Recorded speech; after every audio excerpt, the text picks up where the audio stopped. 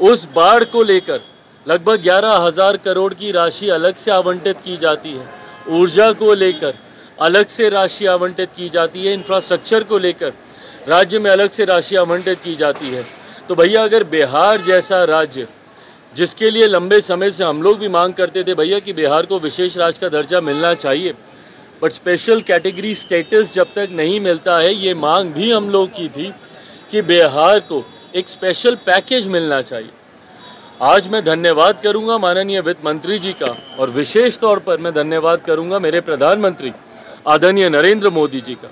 मैं अपनी तरफ से, अपनी पार्टी लोक जनशक्ति पार्टी रामविलास की तरफ से प्रधानमंत्री जी और वित्त मंत्री जी का धन्यवाद करूंगा कि एक लंबे समय से जो बिहार और बिहारियों की मांग थी, उस मांग को सुना गया है, उस मांग को पूरा किया गया है।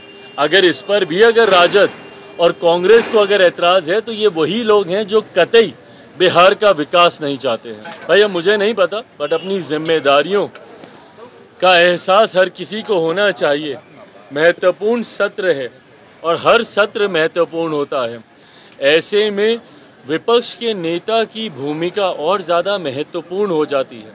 आप कोई साधारण विधायक नहीं ना हैं, आप एक संवैधानिक पद पर हैं, और आपके पद की गंभीरता बढ़ती है जब आप विपक्ष के नेता की भूमिका में होते हैं।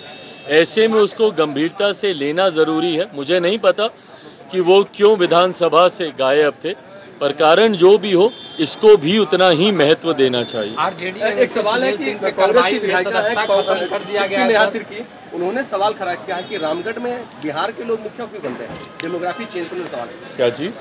रामगढ़ में बिहार के लोग आकर मुखिया क्यों बनते हैं?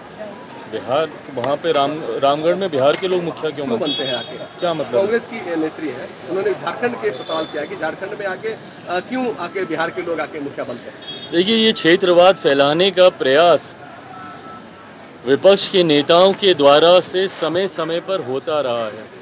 कभी जाति के आधार पर, कभी धर्म के आधार पर, कभी क्षेत्र के आधार पर। मुझे खुशी है इस बात की, बिहारियों में इतना सामर्थ्य है। आप सबसे बड़े पदों से लेकर एक मजदूर की श्रेणी में भी आप देखिएगा तो देश के हर राज्य में एक महत्वपूर्ण भूमिका बिहारी निभाते हैं। आप बड़े बड़े बिजनेस हाउसेज में चले जाइए, वहाँ पर आपको बिहारी मिलेंगे। बड़े बड़े मीडिया हाउसेज में आप चले जाइए, बड़े बड़े पदों पर वहाँ पर आपको बिहारी मिलेंगे। कहने की ज़रूरत नहीं है, सबसे ज़्यादा IAS IPS ऑफिसर्स हमारे बिहार से आते हैं। बड़े बड़े अधिकारियों के पद पर विभिन्न राज्यों में, कल नीति आयोग की बैठक में हम मौजूद, वहाँ पर भी कई ऐसे बड़े अधिकारी जो विभिन्न राज्यों में बड़े पद पर हैं, उन्होंने भी आकर जब अपना परिचय दिया तो उन्होंने बताया कि वो भी बिहार से हैं। और वहीं एक ऐसा बड़ा तबका भी बिहारियों का है जो विभिन्न राज्यों में जाकर मजदूरी का काम करते हैं और उस राज्य की अर्थव्यवस्था को गति देने का काम करते हैं। ऐसे में मुझे गर्व होता है एक बिहारी होने के नाते कि बिहारी इतने सक्षम हैं जो आज देश के अलग अलग कोने में भी अपना झंडा बुलंदी से वो फहराने का काम कर रहे हैं। पर जो लोग ऐसी टिप्पणी करते हैं, वो लोग सिर्फ क्षेत्रवाद के आधार पर बांटने की साजिश करते हैं। मैं मानता हूँ भारत सिर्फ भारतीयों का है और भारतीयों को ये संवैधानिक अधिकार है कि देश के किसी भी कोने में जाकर वो कार्य कर सकते हैं।